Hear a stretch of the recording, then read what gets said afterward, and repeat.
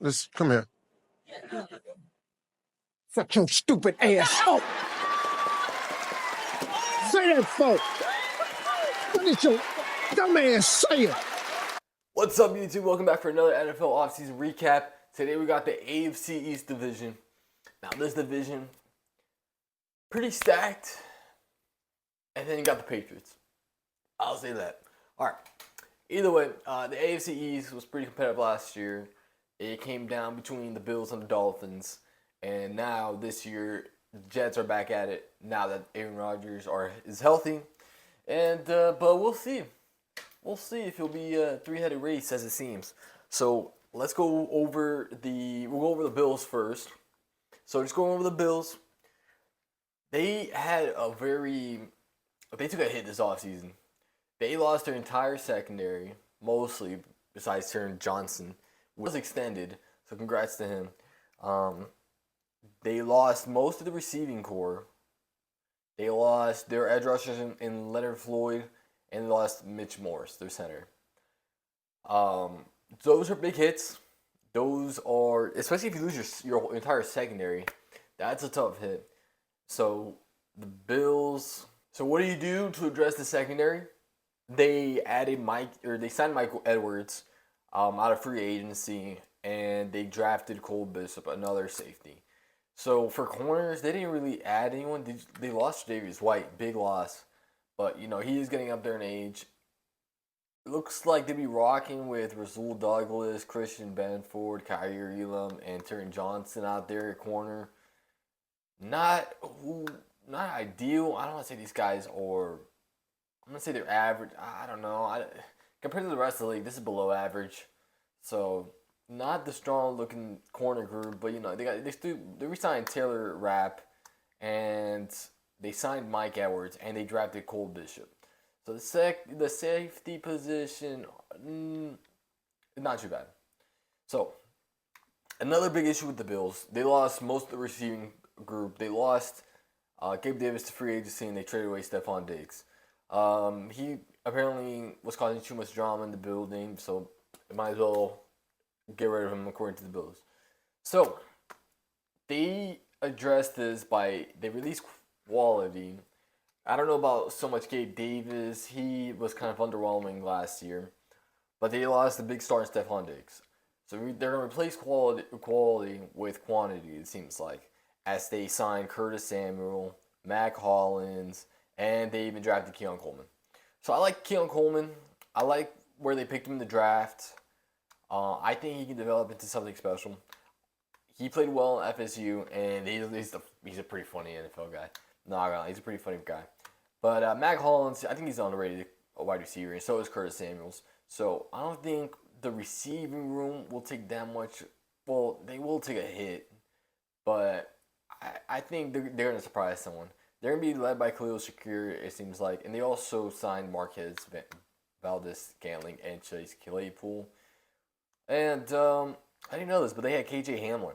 So they got plenty of guys there, but no one sticking out. No superstar receiver that Josh Allen can throw to. Maybe Keon Coleman can be that guy, or Khalil Shakir can step up. So I don't want to say it's a bad receiving group, but compared to the rest of the league, again, below average. So if you look at the Bills team, you got your quarterback, you got your franchise guy in Josh Allen. You got to help him out. You guys still have James Cook. You guys drafted Ray Davis. I feel like it's a good running back room. And they re-signed Ty Johnson. You got Dalton Kincaid and Dawson Knox. That helps with the receiving as well. They can run 2 tight end sets. That'll help. The O-line, Deion Dawkins got re-signed. They got Connor McGovern. And they signed Leo Collins. So that's huge. It boosted up the O-line. And they also signed Will Clapp. So the Bills, they lost some big names, but they brought in a ton of guys as well. So, yeah. The Bills, if I had to guess, they were first in the AFC East last year. I think they're going to take a step back this year, if I had to say so, just looking at the roster. Again, the receiving room can surprise us, and so can the secondary, I guess, but, it's underwhelming in both departments. So that's the Bills. They're in a tricky situation. I mean, resetting your whole secondary is kind of tough. They're old and aging anyways, so that might have been the right move, but at least get some young talent in there or some other talent in there. So that's the situation for the Bills. Moving on, we got the Dolphins. I'm not gonna say they had a better offseason than the Bills either because they did lose a ton of starters. They lost Christian Wilkins. No. Wait. Andrew Van Ginkel, Robert Hunt, Raekwon Davis, Xavier Howard, Jerome Baker, Connor Williams. These are like impact guys. So they also did lose a ton of talent, but I think they brought in more talent than the Bills did. They signed Jonnu Smith, which upgrades the tight end room. Got Nevin Gallimore that'll help with the defensive tackle. I mean, he's no Christian Wilkins, but he can help fill in the shoes. As we also lost Raekwon Davis. We got Jordan Brooks. He's gonna step in for the place of Jerome Baker, and we brought in plenty of depth in our edge rushers with Shaq Barrett and Chop Robinson. We even brought in Jordan Boyer, the safety from the Bills. Maybe he'll give the intel there for the Bills, but I don't know how that works. But again, these guys, they like to stay in the division for some reason. So we got Jordan Porter, the safety. He'll pair up nicely with Javon Holland. We got Kendall Fuller to replace Xavier Howard. Big shoes to fill. Everyone in Miami loves Xavier Howard. It was unfortunate to see him go, but he was struggling out there sometimes, and he was getting hurt, and he's getting up there in age. It's just not worth it anymore. So we got Kendall Fuller, and then we addressed Patrick Paul. Now, we also drafted Patrick Paul in the second round. Looking at the roster, I was hoping they would attack this or address this O-line situation pretty bad. The only thing they did was pretty much just draft Patrick Paul. You have Isaiah Wynn, guard, Aaron Brewer, Robert Jones, and Austin Jackson. I think it's an underwhelming offensive line. I think if Miami were to struggle this year, it would be because of the O-line. And that just sucks to say because we have a talented quarterback in Tua, and we have one of the fastest rosters in the league. We got Raheem Mostert, Devon Achane, and we just drafted Jalen Wright, one of the faster running backs in this draft class. And of course, we still have Tyreek Hill, Jalen Waddle, and we signed Odell Beckham Jr. and also drafted a few receivers as well. Now, Odell Beckham Jr. being added to this team definitely boosts this wide receiver room. He's still able to get some separation. He does get injured a lot, so I want to see him stay healthy. But it's nice to see he joins a team that doesn't solely rely on him being healthy. So even if he does go down, we do have depth, as we do have Braxton Berrios for Crawcraft and other guys like that. And again, the tight end room, Jonnu Smith is I'll say it's a major upgrade over Durham Smythe, especially in the receiving game. Now the defense, the key part for this defense is we have edge rusher depth. I think that's important for a team. And we've got veterans such as Shaq Barrett, and we drafted some new guys in Chop Robinson. The D-line, the interior D-line, not too impressive. I mean, we have Zach Sealer. He's a dog. Neville Gallimore and Deshaun Hand, they're going to be playing the nose tackle and the other defensive tackle there. And, of course, I'm excited to see how Jordan Brooks plays in this defense. I think this defense is being set up to be one of the better ones in the league. Of course, last year I said the same thing, but apparently the players didn't like Vic Fangio, and there were some struggles and some tension there. So it didn't work out. We have a new defensive coordinator, and we have talent on this defense. It's still a question of that Jalen Phillips and Chubb both went out last year with significant injuries. Hopefully they can return to their level of play pretty quickly, and hopefully we'll see them out there week 1. But if not, of course, that's why we got depth there. Secondary improved tremendously. Jalen Ramsey was hurt for a bit last year, so the secondary kind of struggled a bit. But again, we have one of the better safeties in the league in Javon Holland, and we just signed Jordan Porter. I think they're going to match up. They're going to pair up together they're going to pair up. They're going to be one of the better safety duos in the league, and we have Kendall Fuller on the other side, and of course we have Kader Kohu in the slot. And interesting thing about this defense is I'm interested to see how Cam Smith plays with another defensive coordinator. He didn't get much playing time. He's a rookie from last year's draft class, and I kind of liked him coming out of South Carolina. So that's the Dolphins for you. Moving on, we got the New York Jets.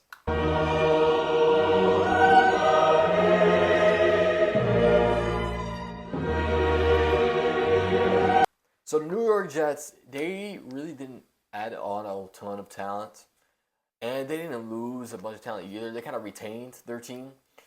Some of the significant free agents they got Javon Kinlaw, Mike Williams, Tyron Smith, and they drafted Alu Fashanu and Malachi Corley, and of course they traded for Hassan Reddick.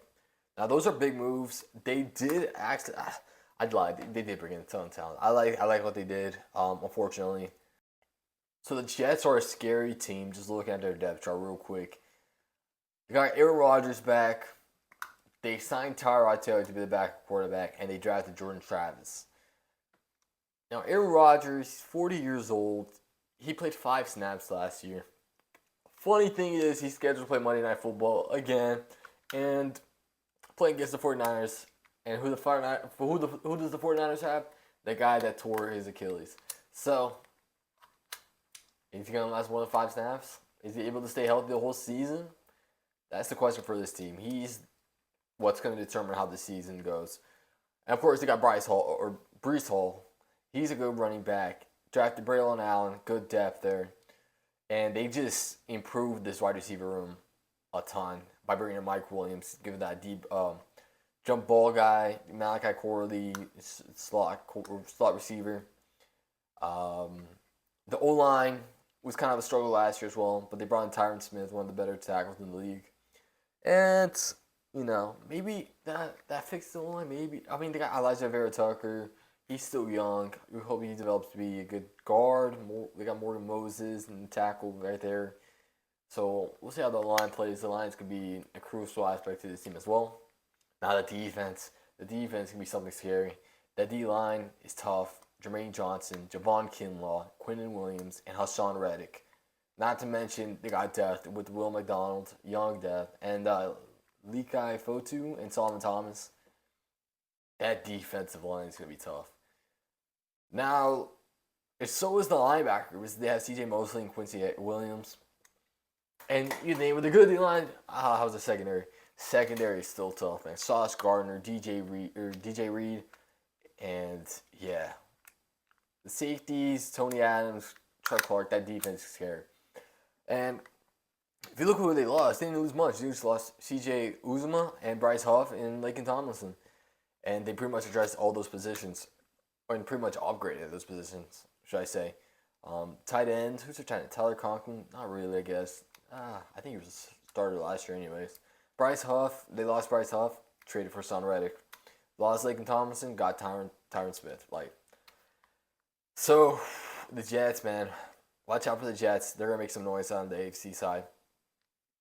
Now, for the Patriots, they didn't make too much noise. The biggest key additions include Antonio Gibson, Jacoby Brissett, Shion Takitaki, Drake May, and Jalen Polk. Key losses include Mac Jones, Devontae Parker, Mac Wilson, Mike Gesicki, Jalen Mills, and Trent Brown. They did lose some people or some guys in the offense. Pretty much a significant part of that offense.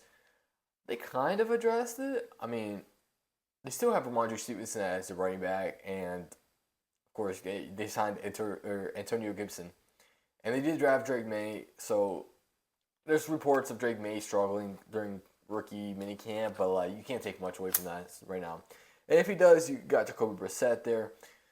Now the receiver room is still weak, man. Kendrick Bourd's your number 1 receiver, Demario Douglas, and you got a rookie Jalen Polk. Tight end group, I like the depth there. I mean, they got Hunter Henry, Austin Hooper, and Jaheim Bell. Jaheim Bell's the tight end out of Florida. I like that they picked him up. The O-line, I mean, Mike Onwenu, I believe they drafted someone, but it was later in the draft. This O-line could use some work. And yeah, man, I mean, the offense is not ideal. I think just look at this offense alone. It's not a winning offense, I would say. So I think this year might just be another rebuild year to help Drake May get another high draft pick, save some money, and then sign a bunch of high talent or draft talent earlier in the draft. Because this team is not it, man. I mean, look at the defense. Damon Gotcha, the nose tackle, Christian Barmore. He's pretty good. D-line's pretty solid. They got Matthew Judon there as well. As for the linebacker group is pretty strong. They got Tavai, Uche. Okay, so the mic died. So I'm going to have to do the rest of the video with this voiceover. So, continue with the Patriots. So the Patriots overall seems just like a team that isn't ready to compete just yet. They got a rookie quarterback. Not much weapons for him. The defense is still pretty good. Can't wait to see how it looks with Christian Gonzalez in there. But the offense isn't ready to compete. And just to wrap up the AFC East, the Bills are considered the favorite right now. But they did lose a lot of talent. But, as long as you have a quarterback like Josh Allen, you're going to be competing. As for the Dolphins, they also lost a lot of talent. And the Jets only gained talent. So there might actually be a new winner for the AFC East. The Jets will probably be considered a dark horse. Dolphins, I would honestly probably favor the Dolphins over the Bills. But, the Bills still have Josh Allen, so it's kind of tough there. So can't wait to see how this division goes. Patriots, I think they're just rebuilding. We don't wait another year, build some more talent around Drake May before they actually compete against the rest of the teams. So there you have it. That's the AFC East. Thank you guys for watching. Make sure to leave a comment, like the video, subscribe to the channel, and I'll catch you guys next time. Peace.